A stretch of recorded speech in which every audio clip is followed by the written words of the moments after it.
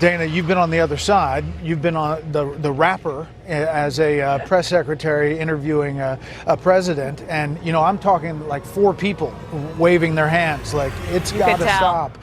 The first bill, practically within hours of taking the oath, was a bill to fix our immigration system. Yes, ma'am. It was called the U.S. Citizenship Act of 2021. Exactly. It was essentially a pathway to citizenship for the... Yes, ma'am. May I finish responding, please? But you have to let me finish. You've been in office for 3.5 years. And Donald Trump has been running for office. But you've been the person holding the office. Come on. Madam Vice President. You and I both know what I'm... There were no concerns raised? Brett, Joe Biden is not on the ballot. I understand. And Donald Trump but is. you talked about it. And Donald Trump After George Clooney said within a few minutes of talking to President Biden at a fundraiser that he thought this was not the same Joe Biden that we saw on... Mayday, mayday, mayday, stop the fight, guys. We already know that this was going to be a disaster. Obviously, I'm getting to this a little bit late because I've been sick as hell, but I'm still recovering. But I had to react to what is effectively probably the campaign destroying interview for Kamala Harris. As if all the others weren't, I already knew that this was going to be probably her worst one. I'm hearing that this was a bigger disaster than all of her other interviews combined. So without further ado, let's go ahead and jump right into it. You know, voters tell pollsters all over the country and here in Pennsylvania that immigration is one of the key issues that they're looking at this election, and specifically the influx of illegal immigrants from more than 150 countries. How many illegal immigrants would you estimate your administration has released into the country over the last 3.5 years? Well, I'm glad you raised the issue of immigration because I agree with you. It is a topic of discussion that people want to rightly have. And you know what I'm going to talk about. Yeah, but right do you, now, just a number, do you think it's 1 million, 3 million? Brett, let's just get to the point. Okay, the point is that we have a broken immigration system that needs to be repaired. So your Homeland Security Secretary said that 85% of apprehensions... I'm not finished. We have an it's a rough estimate of 6 million people have been released into the country. And let me just finish. I'll get to the question, I promise you. I was beginning to answer. And when you came into office, your administration immediately reversed a number of Trump border policies. Most significantly, the policy that required illegal immigrants to be detained through deportation, either in the U.S. or in Mexico. And you switched that policy. They were released from custody awaiting trial. So instead, included in those were a large number of single men, adult men, who went on to commit heinous crimes. So looking back, do you regret the decision to terminate Remain in Mexico at the beginning of your administration? At the beginning of our administration, within practically hours of taking the oath, the first bill that we offered Congress, before we worked on infrastructure, before the Inflation Reduction Act, before the Chips and Science Act, before the bipartisan Safer Community. I already know what she's about to talk about this illegal immigrant amnesty. Like, of course, she's not going to say that, but that's what it was. If you look at any bill that was proposed by Democrats, it had amnesty, and basically illegal immigration was effectively allowed. Act. The first bill, practically within hours of taking the oath, was a bill to fix our immigration system. Yes, ma'am. It was called the U.S. Citizenship Act of 2021. It was essentially a pathway to citizenship for the... Yes, ma'am. May I finish responding, please? But you have to let me finish, You had the White House and the House and the Senate, and they didn't bring up that bill. I'm in the middle of responding to the point you're raising, and I'd like to finish. Yes, ma'am. We worked on supporting what was a bipartisan effort, including some of the most conservative members of the United States Congress, to actually strengthen the border. Kamala. That border bill would have put 1,500 more border agents at the border, which is why I believe the Border Patrol agents supported the bill. It would have allowed us to stem the flow of fentanyl coming into the United States, which is a scourge affecting people of every background, every geographic location in our country, killing people. It would have allowed us to put more resources into prosecuting transnational criminal organizations, which I have done Yes, ma'am. as the Attorney General, former Attorney General of a border state. Madam Vice President, a couple of things. Prosecuted trafficking of drugs, guns, and human beings. And Donald Trump, but let me just finish. Six Democrats voted against that bill. Learned about that bill and told them to kill it because he preferred to run on a problem instead of fixing a problem. And in this election, this is rightly a discussion that the American people want to have. And what they want are solutions, and they want a president of the United States who's not playing political games with the issue, I hear you, but actually is focused on fixing it. Six Democrats voted against that bill. It would have allowed 1.8 million illegal immigrants into the country a year. A lot of conservatives had a problem with it. These are the six Democrats. But more importantly, back to the original premise, Jocelyn Nungari, Rachel Morin, Laken Riley, they are young women who were brutally assaulted and killed by some of the men who were released at the beginning of the administration. Well, they've completely ignored these poor girls and their families. These people are sick. And you're talking about people that are running on a problem. They're trying to imagine creating a problem this massive and then trying to turn around and blame Trump for it. These people are complete frauds. Before a negotiated bipartisan bill. Former President Clinton actually referred to Laken Riley Sunday campaigning for you in Georgia, saying if those men had been properly vetted, Laken Riley probably would not have been killed. So if it wouldn't have happened, this is well before any negotiation. This is well before Donald Trump got involved in the politics. This is a specific policy decision by your administration to release these men into the country. So what I'm saying to you, do you owe Bret, those families an apology? Let me just say, first of all, those are tragic cases. There's no question about that. There's no question about that. And I can't imagine the pain that the families of those victims have experienced for a loss that should not have occurred. So that is true. It is also true that if a border security had actually been passed 9 months ago, it would be 9 months that we would have had. 9 months ago? It's 2024, and you talking about 9 months ago. What about 2021, 2022, and most of 2023? Had more border agents at the border, more support for the folks who are working around the clock trying to hold it all together. Madam Vice President. To ensure that no future harm would occur. And this election in 20 days will determine whether we have a president of the United States who actually cares more about fixing a problem, even if it is not to their political advantage in an election, because there was a solution, Bret. Madam Vice President, it was a policy decision in the early part of your administration. I will let one of the mothers talk about it. Take a listen. Because of the Biden-Harris administration open border policies catch and release, they were enrolled in the Alternatives to Detention program. This meant that they were released into the United States. It was not even a full 3 weeks later that they would take my daughter, Jocelyn Nungari's life. I believe the Biden-Harris administration open border policies are responsible for the death of my daughter. That's the early days. So do you owe them an apology is what I'm saying. I will tell you that I am so sorry for her loss. I am so sorry for her loss. Sincerely. But let's talk about what is happening right now with an individual who does not want to participate in solutions. Let's talk about that as well. In all fairness, I told you, I feel awful for what she and her family have experienced. During that time, you said repeatedly that the border was secure. When in your mind did it start becoming a crisis? I think we've had a broken immigration system transcending, by the way, Donald Trump's administration, even before. Let's all be honest about that. I have no pride in saying that this is a perfect immigration system. I've been clear, I think we all are, that it needs to be fixed. We need more. I was just down at the border talking with border agents, and they will tell you, and I'm sure you probably, I know you investigate and you are a serious journalist. They will tell you, we need more judges. We need to process those cases faster. No, we don't. We need to stop the flow. We need to stop people from coming in. You don't need more judges if you stop the amount of, you slow the amount of people or stop the amount of people, which the president has the power to do at any time. The support for those cases that should be prosecuted.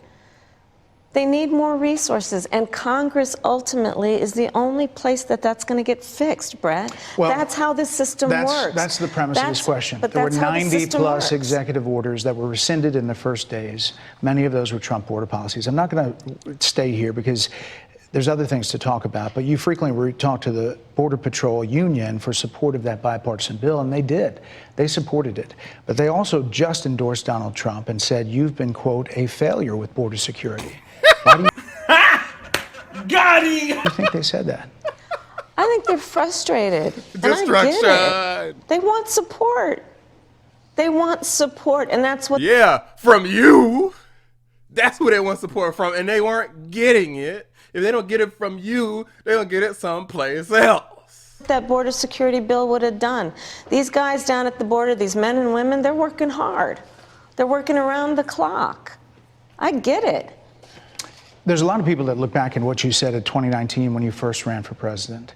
And there have been changes, and you've talked about some of them. When it comes to immigration, you supported allowing immigrants in the country illegally to apply for driver's license, to qualify for free tuition at universities, to be enrolled in free health care. Do you still support those things?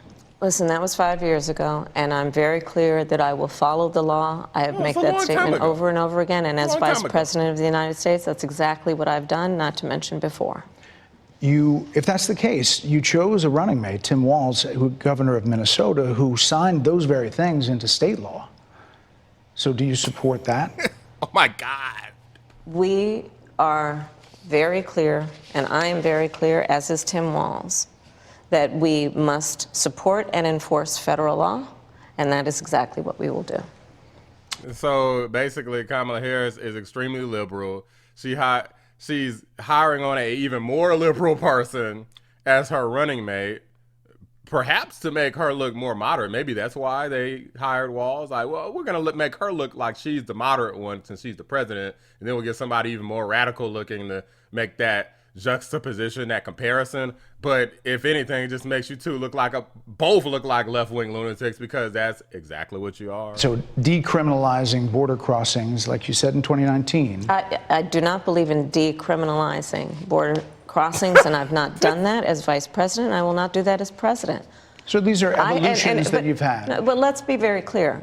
I'm the only person who's running for president who has prosecuted transnational criminal organizations from the Sinaloa. That doesn't matter. You're not prosecuting them now because they free flowing and basically running the hell out of this damn borders, human trafficking, and everything else. They're making a fortune right now because of your dumbass. Cartel, to the Guadalajara cartel, to people who have trafficked in guns, drugs, and human beings. I have spent a significant part of my career going after people who present a threat to the safety of the American people and cross our border with the intent of doing us harm and cross our border illegally. And I will do that work as vice president. I take that work quite seriously. This is a time when voters, especially here in Pennsylvania, are inundated with commercials and ads. They just want it to stop because it's every commercial. But many of them add noise, but a few of them seem to break through. This particular one from the Trump campaign has gotten a lot of attention. Kamala supports taxpayer-funded sex changes for prisoners. Surgery. For prisoners. For prisoners. Every transgender God, she's getting destroyed. inmate in the prison system would have access. So are you still in support of using taxpayer dollars to help prison inmates or detained illegal aliens to transition to another gender? I will follow the law, and it's a law that Donald Trump actually followed. You're probably familiar with, now it's a public report, that under Donald Trump's administration, these surgeries were available on a medical necessity basis to people in the federal prison system. And I think, frankly, that ad from the Trump campaign Was you guys actually, this is all Kamala Harris has. Let's say anything that goes wrong, let's just say it's Trump's fault, or Trump supported that too, or it's something about Trump. It's all Trump's fault, right? is a little bit of like throwing stones when you're living in a glass house. The Trump aides say that he never advocated for that prison policy and no gender transition surgeries you know what? You got to happened take during responsible for what his happened in your presidency. administration. Yeah, no surgeries happened in his presidency. It's in so black and white. would you still advocate for using taxpayer dollars for gender reassignment surgeries? I will follow the law, just as I think say Donald Trump would say he did. You would have a say as president. Like I said, I think he spent $20 million on those ads, trying to create a sense of fear in the voters because he actually has no plan in this election that is about focusing on the needs of the American people. Whereas, at $20 million on that ad, on an issue that, as it relates to the biggest issues that affect the American people, it's really quite remote. And again, his policy was no different. Look at where we are, though. They say on plans for the American people, move on. I'm offering a plan to deal with affordable housing. I'm offering a plan to deal with what we need to do to strengthen small businesses, which are the backbone of America's economy. This lady is having a meltdown, but she's complaining about not focusing on the issues. Every other commercial, you see a big old Project 2025 book, and it opens up, and Trump don't even have nothing to do with Project 2025. They created an entire fear-based narrative that's fraudulent and phony. My plans for our economy would strengthen our economy. His would make them weaker. Why do you would think more ignite people inflation and invite a recession by the middle of next year. Those are the facts. Why do you think more people say they trust him on the economy than they trust you? I think that when you look at an analysis of our plans for what we would do as President of the United States, it has been clear to those who study and understand how economic policy works that moving forward, because I do believe the American people are ready to turn the page on the divisiveness and the type of rhetoric that has come out of Donald Trump. People are ready to chart a new way forward, and they want a president who has a plan for the future and a plan that is sound and will strengthen our country. My plan for the economy does exactly that. His plan would be, again, to give tax cuts to billionaires and the biggest corporations in our country and blow up our deficit. It's interesting you said turn the page, Madam Vice President. You were asked on 2 different shows last week what, if anything, you would do differently than President Biden. Here's what you said. Would you have done something differently than President Biden during the past 4 years? There is not a thing that comes to mind in terms of, and I've been a part of most of the decisions that have had impact. Under a Harris administration, what would the major changes be, and what would stay the same? Sure. Well, I mean, I'm obviously not Joe Biden. I know. And so that would be one change in terms of, but also I think it's important to say with, 28 days to go, I'm not Donald Trump. So you're not Joe Biden, you're not Donald Trump, but nothing comes to mind that you would do differently? Let me be very clear. My presidency will not be a continuation of Joe Biden's presidency. And like every new president that comes. I mean, technically speaking, I do think Kamala Harris is not lying here. It'll be a hell of a lot worse than Joe Biden's presidency, because Joe Biden is at least somewhat, maybe, perhaps, kind of competent, at least up here. At least he used to be. Like, I don't know about now, but he used to be. Kamala Harris is a complete shill and fraud, and essentially a bunch of Democrats behind the scenes are handling Joe Biden's presidency, and the same thing will be happening during Kamala's presidency, and it wouldn't be any damn good. It would be a bunch of left-wing lunacies. These people have taken over, and you can't trust any of the voted-in Democrats right now because they're all corrupt as hell. Into office, I will bring my life experiences, my professional experiences, and fresh and new ideas. I represent a new generation of leadership. I, for example, am someone who has not spent the majority of my career in Washington, D.C. I invite ideas, whether it be from the Republicans who are supporting me, who were just on stage with me minutes ago, and the business sector, and others who can contribute to the decisions that I make about, for example, my plan for increasing the supply of housing in America and bringing down the cost of housing, addressing the issue of small businesses, which is about working with the private sector to bring more capital and access to capital to our small business leaders, including my plan for a $25,000 down payment assistance for first-time home buyers and for small businesses, extending the tax deduction from $5,000 to $50,000. We've heard a lot about those plans in recent days. Your campaign slogan is a new way forward, and it's time to turn the page. You've been vice president for 3.5 years. So what are you turning the page from? Well, first of all, turning the page from the last decade in which we have been burdened with the kind of rhetoric coming from Donald Trump that has been designed and implemented to divide our country and have Americans literally point fingers at each other. Rhetoric and an approach to leadership that suggests that the strength of a leader is based on who you beat down instead of what we all know. The strength of leadership is based on who you lift up. The strength of an American president, which is one who understands that the vast majority of us have more in common than what separates us. Madam Vice President, more than 70% of people that is tell about pollsters, turning the page on rhetoric that people are frankly exhausted of, Brett. More than 70% of people tell the country is on the wrong track. They say the country is on the wrong track. If it's on the wrong track, that track follows 3.5 years of you being vice president and President Biden being president. That is what they're saying, 79% of them. Why are they saying that? If you're turning the page, you've been in office for 3.5 years. And Donald Trump has been running for office. But you've been the person holding the office. Come on. Madam You Vice and I President. both know what I'm talking about. You and I both know what I'm This is how, okay, imagine having such weak and failed leadership that you blame a person who is running for office but not in office for their influence. But as vice president, you're saying that basically when things are going horrendously, you have no influence.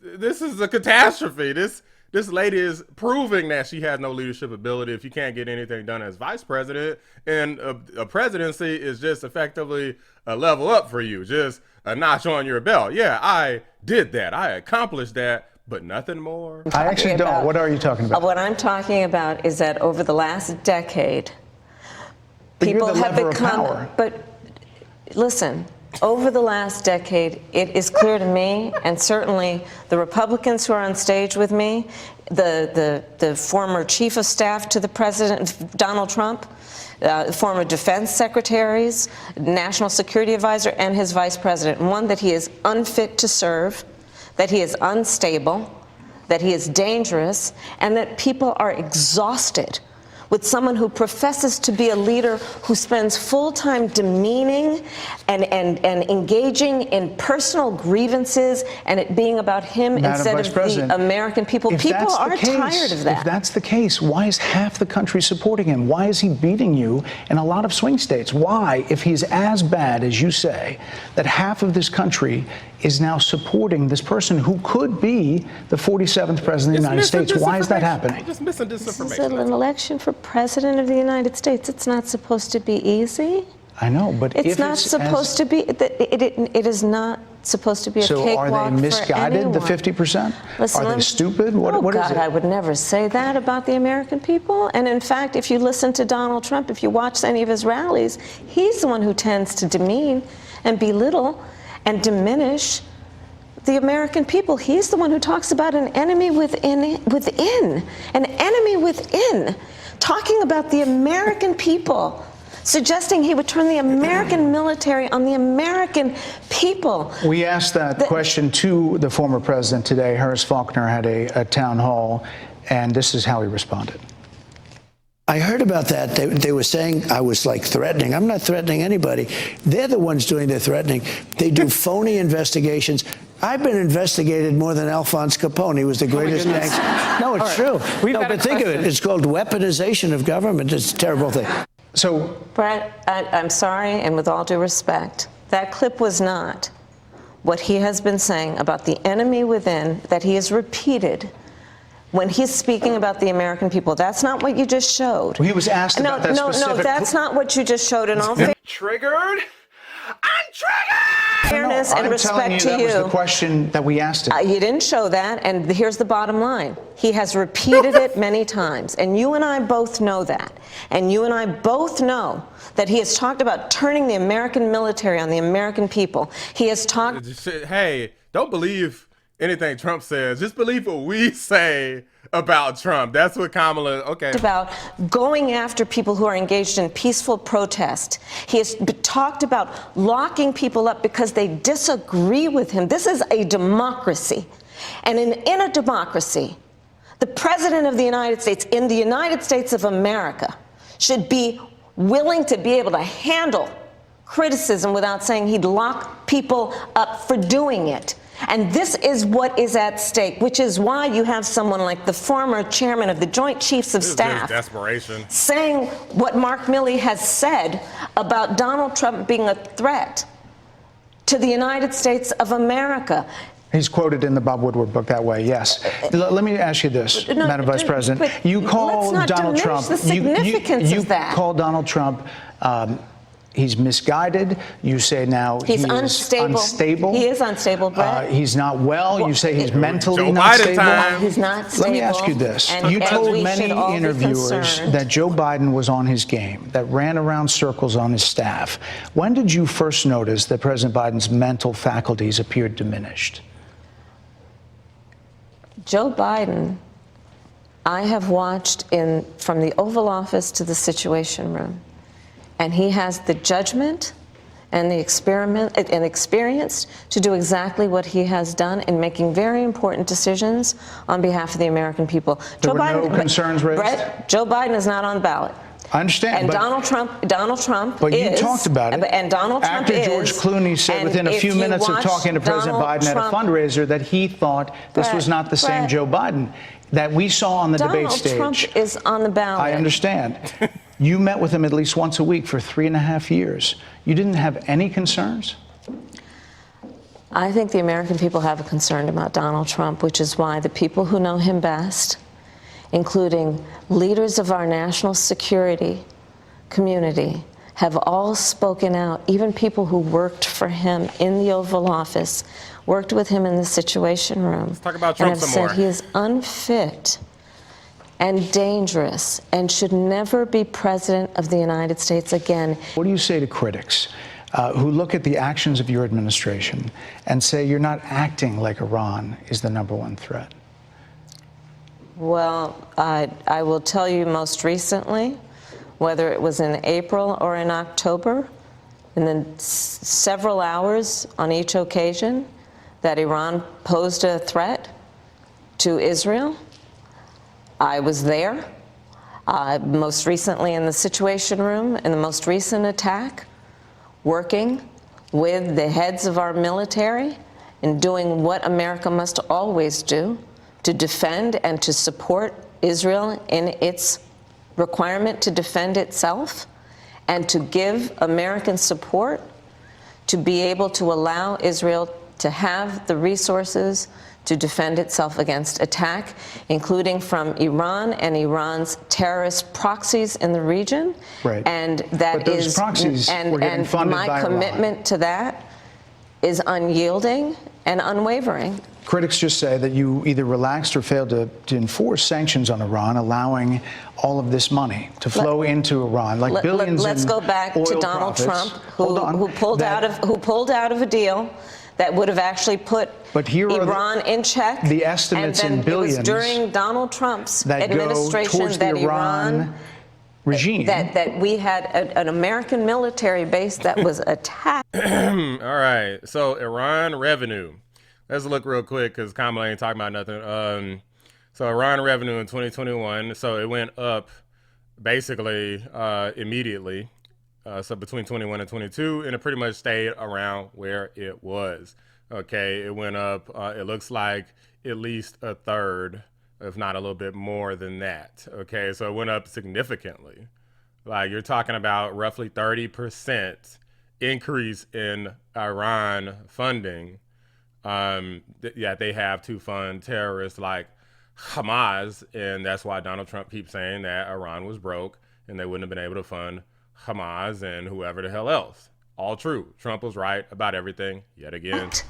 Where American soldiers suffered traumatic brain injuries, and Donald Trump dismissed them as headaches, not to mention how Donald Trump has treated and talked about America's military and military service people, calling them suckers and losers, Hamas, has diminished the significance. We're talking over each other. I apologize. Well, I would like that we would have a conversation that is grounded in full assessment of the facts, which includes, I think this interview is supposed to be about the choices that your viewers should be presented about this election, and the contrast is important. Yes, ma'am. And on the subject of Iran, I am offering what should be an important contrast that is presented for folks to make a decision and there are critics that they feel. who look at what the administration did and say and think differently. Madam Vice President, they're wrapping me very hard here. I hope you got to say what you wanted to say about Donald Trump. There are a lot of things There's more to say. I have much more to say, There are a lot of actually. things that people want to learn about you and your policies, and that's why we I invited invite you everyone here. to go to KamalaHarris.com, and you will see that I have 80 pages of policies that are quite comprehensive and should be accessible to anyone who would like to read them. And it includes what I intend to do about affordable housing, what I intend to do about small businesses, what I do And that's why intend we to do to invited you strengthen here, our economy, to see where you were in 2019 and where you are now. support America's military and ensure we have the most lethal and best fighting force in the world. Madam Vice President, And they're giving me a hard rap Well, here. I thank you for the time. I thank you for the time. It's good to meet you. Thank you. Good Lord, they say, get her out of there, get her out of there. They say, she can't take no more. This is a horrendous idea. Who the hell told her to go on Fox News? You already know Trump can handle stuff like this. Kamala Harris clearly can't. You don't wait until right before the election and then go on a news station that you know actually is going to hold you to account. In my opinion, Bret still didn't press her really hard, because he could have really hammered away if he went into her prosecutorial history as a prosecutor, district attorney, attorney general out in California. Oh man, she would get smoked if you really knew everything about Kamala. They've been relying on you not knowing a damn thing about her, and that was actually working out greatly to their favor. But as you learned, and the catfish nature of Kamala Harris went away, then effectively she destroyed her own narrative that the fake news media, all of the other Democrat politicians have been trying to create, which is this fantasy, this amazing black woman, whereas Kamala Harris is really just a lackluster mixed Indian lady who couldn't policy her way out of an effing paper bag. This lady's garbage. Everybody knows it, and Bret exposed that. Let me know what you guys think. You think he was hard enough on Kamala Harris, or could he have went a little bit hard? I think he could have went even harder easily, but that's just my opinion. Let me know what you guys think. Drop a like on the video, subscribe to the channel if you're new. I appreciate y'all watching the Black Anomaly Rising channel. I'm out. Got your ass whooped tonight. You mostly got served here and here, but the worst serving was here in the pelvis region.